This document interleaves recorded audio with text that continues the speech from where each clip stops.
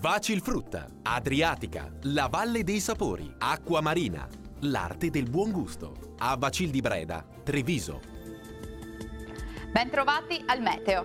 La pressione atmosferica torna ad aumentare lentamente. La giornata di venerdì 20 settembre sarà dunque all'insegna della stabilità. Vediamo la situazione nel dettaglio.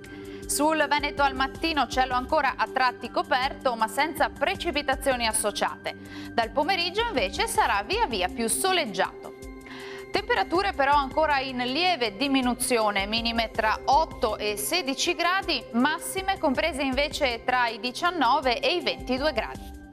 Ci spostiamo ora sul Friuli Venezia Giulia, dove avremo un ampio soleggiamento su tutti i settori. Il cielo, vedete, sarà sereno e sgombro da nubi dappertutto. Temperature in calo anche qui, minime tra 11 e 14 gradi, massime tra 21 e 22 gradi. Uno sguardo infine al Trentino Alto Adige, qualche nube in più sui settori meridionali ma senza conseguenze, più sole invece altrove. Temperature minime tra 12 e 13 gradi, massime in calo sui 23 gradi circa. Dal meteo di Antenna 3 è tutto, arrivederci al prossimo aggiornamento.